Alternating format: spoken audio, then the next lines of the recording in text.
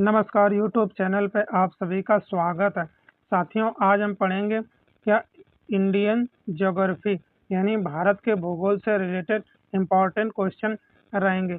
आइए देखते हैं। क्वेश्चन पढ़ने से पहले कुछ मोटिवेशन देखते हैं, जिससे आप लोग एनर्जेटिक रहेंगे और अच्छे से कार्य को कर पाएंगे पॉजिटिव थिंकिंग के साथ। तो है, दूसरों की सोच से अधिक कर दिखाना ही आपकी असली सफलता है। कहते हैं आपको अगर सफल होना है तो दूसरों की सोच से अलग होकर के कार्य करना पड़ेगा।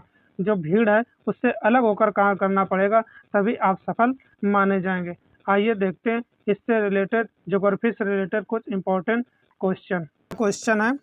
कुगटी वन पशु विहार क्या पूछा गया? कुगटी पशु विहार के बारे में पूछा गया।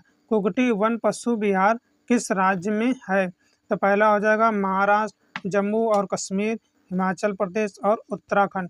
ये कुछ स्टेट के नाम दिए गए, इसी में बताना है। तो इस क्वेश्चन का राइट आंसर हो जाएगा हिमाचल प्रदेश, यानी सी इस क्वेश्चन का राइट आंसर रहेगा।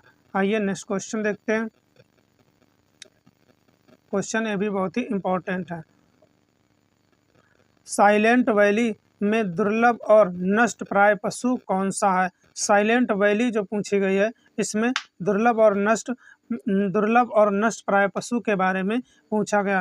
पहला हो जाएगा कस्तूरी मृग, चीता, शेर की पूंछ जैसा मैकाक्यू, इसके बाद गैंडा। ये चार कुछ नामों के दिए गए दुर्लभ प्रजातियां हैं, इनके बारे में बताना। तो इस क्वेश्चन का राइट आंसर हो जाएगा सी, यानी शेर की पूंछ जैसा मैकाक्यू जो है वो दुर्लभ और नष्ट प्राय प्रजातियों में रखा गया।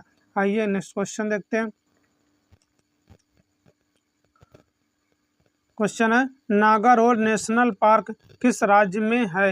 राज्य यानी स्टेट का नाम पूछा गया कि नागारोड नेशनल पार्क जो है किस राज्य में। तो पहला हो जाएगा मध्य प्रदेश, कर्नाटक, उड़ीसा और राजस्थान। ये स्टेट के नाम दिए गए हैं, इसी में बताना। तो क्वेश्चन का राइट आंसर रहेगा कर्नाटक, यानी बी इस क्वेश्चन का राइट आंसर हो जाएगा। साथियों, इसके ऑप्शन ऊपर नीचे हो गए, चलो देख लेते हैं, मगर क्वेश्चन बहुत ही अच्छा है। भरतपुर पक्षी अभ्यारण्य किस राज्य में स्थित है?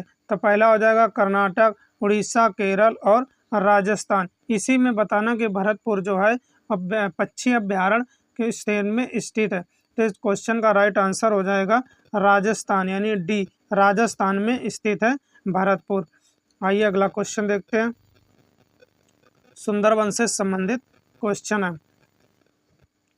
सुंदरवन के जंगल में क्या कहा जाता है? सुंदरवन के जंगल को क्या कहा जाता है, ये पूछा गया। तो गुल्ब, स्क्रैप जंगल, मैग्रोव, पर्णपाती जंगल या टुड्रा। इसी में बताना जो चार ऑप्शन दिए गए। तो इस क्वेश्चन का राइट आंसर हो जाएगा बी, यानी मैग्रोव कहा जाता है। क्या कहा जाता है? मैग्रोव कहा जाता है सुंदरवन के जंगलों को। नेक्स्ट रहेगा भारतीय वन जीव संस्थान स्थित है। वन जीव संस्थान जो स्थित है भारत के किस राज्य में है? तो पहला हो जाएगा नई दिल्ली, शिमला, देहरादून और भोपाल। तो इस क्वेश्चन का राइट आंसर क्या रहेगा? तो इस क्वेश्चन का राइट आंसर हो जाएगा देहरादून, यानी सी इस क्वेश्चन का राइट आंसर रहेगा। नेक्स्ट देखते हैं। साथियों, इसके ऑप्शन थोड़ा ऊपर नीचे हो गए टाइप करने में, मगर क्वेश्चन ये एक बार पूछा भी गया है प्रीवियस ईयर में। क्वेश्चन है स्वच्छ जल समुदाय में लैटिक आवास का उदाहरण है। साथियों, एक लैटिक होता है, एक लोटिक होता है। पहले लैटिक देखते हैं, तो हो जाएगा तालाब और दलदल, झरना और नदी, तालाब और नदी कोई नहीं। इसी में बताना कि लैटिक का क्या इम्पोर्टेंट उदाहरण रहेगा। तो इस क्वेश्चन का राइट आंसर हो जाएगा तालाब और दलदल, यानी ए इस क्वेश्चन का ऑप्शन सही रहेगा। और लोटिक में क्या होता है? जो लोटिक मतलब समझते हैं लोटा हुआ रहे, मतलब चलता रहे, उसमें झरना और नदी आ जाती है। लैटिक में आ जाता है दलदल और तालाब। नेक्स्ट देखते हैं क्वेश्चन, ये भी मैंग्रोव वनों से संबंधित क्वेश्चन है। गंगा डेल्टा के मैंग्रोव वनों को क्या कहा जाता है? गंगा में जो डेल्टा बनाते हैं इसमें मैंग्रोव वनों को क्या कहा जाता है, इन्हें पूछा गया। पहला हो जाएगा मानसून वन, सुंदरवन, सदाबहार वन और गुल्म वनस्पति। इसी में बताना। तो इस क्वेश्चन का राइट आंसर हो जाएगा सुंदरवन। क्या कहा जाता? याद रखेंगे सुंदरबन। इस क्वेश्चन का राइट आंसर हो जाएगा बी यानी सुंदरवन हो जाएगा। नेक्स्ट क्वेश्चन है, भारत में सबसे अधिक कौन सी मिट्टी पाई जाती है? स्वेल के बारे में पूछा गया, कौन सी स्वेल सबसे ज़्यादा पाई जाती है? तो देखते हैं, लेटेराइट, काली मिट्टी, जलोढ़ मिट्टी और पंख, ये कुछ मिट्टियों के नाम दिए गए, इसी में बताना। तो इस क्वेश्चन का राइट आंसर हो जाएगा जलोढ़। जलोढ़ मिट्टी जो है ऑप्शन सी इस क्वेश्चन का राइट आंसर हो जाएगा। ये कपास से संबंधित क्वेश्चन है। चलो देखते हैं, कपास उगाने के लिए कौन सी मिट्टी उपयुक्त होती है? सबसे ज़्यादा मिट्टी जो कपास उगाया जाता है वो किस मिट्टी में उगाया जाता है? सबसे ज़्यादा उपयोगी मिट्टी कौन सी है? पहला हो जाएगा रेतीली मिट्टी, चिकनी मिट्टी, काली मिट्टी और दोमट मिट्टी। जो काली मिट्टी है इसे रेंगुर मिट्टी भी कहा जाता है। क्या कहा जाता है? रेंगुर मिट्टी भी कहा जाता है। याद रखेंगे, रेंगुर मिट्टी को काली मिट्टी भी कहा जाता है। तो इस क्वेश्चन का राइट आंसर देखते हैं क्या हो जाएगा। तो इस क्वेश्चन का राइट आंसर हो जाएगा यानी सी, काली मिट्टी में कपास सबसे ज़्यादा उगता है, उपयुक्त होता है, तो इसे कपासी मिट्टी भी कहा जाता है। याद रखेंगे। अगला क्वेश्चन है, ऊंचे क्षेत्रों में क्या पूछा गया? ऊंचे क्षेत्रों में लेटराइट मृदा की रचना होती है।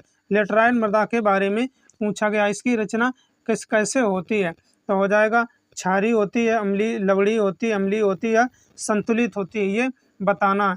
तो इस क्वेश्चन का राइट आंसर हो जाएगा अम्लीय यानी सी इस क्वेश्चन का सही ऑप्शन रहेगा। अम्लीय होती है लेटराइट मृदा की रचना। नेक्स्ट क्वेश्चन है, लेटराइट मिट्टी महत्वपूर्ण रूप से पाई जाती है किस क्षेत्रों में पाई जाती है? ये पूछा गया। तो पहला हो जाएगा मालाबार तटीय क्षेत्र में, कोरोमंडल तटीय क्षेत्र में, बुंदेलखंड में या बस्तर का पठार में। ये कुछ क्षेत्रों के नाम, एरिया के नाम दिए गए हैं, इसी में बताना कहाँ पाई जाती है सबसे ज़्यादा। तो इस क्वेश्चन का राइट आंसर हो जाएगा ए यानी मालाबार तटीय क्षेत्रों में सबसे ज़्यादा लेटराइट मृदा पाई जाती है। अगला क्वेश्चन है, खरीफ की फसल काटी जाती है, खरीफ की फसल किस माह में काटी जाती है? ये पूछा गया। तो पहला हो जाएगा मार्च, दिसंबर में, नवंबर के प्रारंभ में, जून के प्रारंभ में। ये महीनों के नाम दिए गए, इसी में बताना क्या रहेगा सबसे ज़्यादा कब काटी जाती है। तो इस क्वेश्चन का राइट आंसर हो जाएगा कौन सा? नवंबर के प्रारंभ में। नवंबर के प्रारंभ में काट ली जाती है ये, नवंबर के प्रारंभ में। तो इसके खरीफ के सही उदाहरण याद रखेंगे। तो खरीफ की फसल जो बोई जाती है वो जून जुलाई के लगभग बोई जाती है। तो इसमें जैसे धान हुआ, धान इसी के अंदर आ जाती है, मक्का हुआ और बाजरा हुआ, ये फसलें इसके अंतर्गत आती हैं। तो ये फसलें नवंबर के प्रारंभ में ही काटी जाती हैं। आइए नेक्स्ट क्वेश्चन देखते हैं क्या रहेगा। रेशों से संबंधित क्वेश्चन है, लंबे रेशे फसलें कौन सी होती है? जो लंबा रेशा होता है उसमें कौन सी फसल बोई जाती है? तो पहला हो जाएगा जूट, गन्ना, अलसी, कपास, मक्का, तंबाकू, कपास, सन, जूट, सन, कपास और मक्का। ये चार दिए गए, कुछ फसलों के नाम अलग अलग दिए गए चारों ऑप्शन में, तो इसमें बताना। तो इस क्वेश्चन का राइट आंसर हो जाएगा कपास, सन और जूट। क्या हो जाएगा? कपास, सन और जूट सबसे ज़्यादा इसमें उगाया जाता है लंबे रेशे फसलों में। आइए अगला क्वेश्चन देखते हैं क्या रहेगा।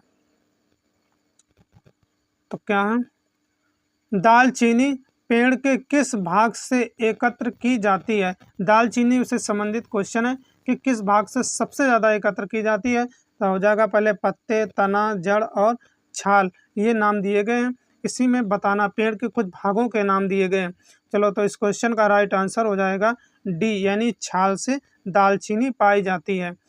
आइए नेक्स्ट क्वेश्चन देखते हैं। साथियों, आज का ये लास्ट क्वेश्चन रहेगा और इम्पोर्टेंट क्वेश्चन भी है।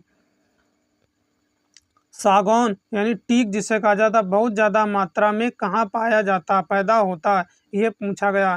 तो पहला हो जाएगा हिमालय, पश्चिमी घाट, मध्य भारत और असम तथा मेघालय, ये दिए गए। कहाँ पैदा होता है ये पूछा गया। ये कुछ स्टेट के नाम दिए गए हैं। तो इस क्वेश्चन का राइट आंसर हो जाएगा यानी सी यानी मध्य भारत में सबसे ज़्यादा पाया जाता है। तो साथियों, आज के हमारे ये इम्पोर्टेंट यानी एग्जाम पॉइंट ऑफ व्यू से रिलेटेड क्वेश्चन थे। साथियों, अगर आपको लोगों को ये वीडियो अच्छा लगे, क्वेश्चन अच्छे लगे, हमारा पढ़ाया हुआ समझ में आता है, तो वीडियो को लाइक करें, शेयर करें, चैनल को सब्सक्राइब कर लें और एक प्यारा सा कमेंट करके भेजें कि आज का सेशन कैसा रहा। साथियों, अपना अमूल्य समय निकाल कर हमारे चैनल पर जुड़ने के लिए, हमारा वीडियो देखने के लिए बहुत बहुत धन्यवाद।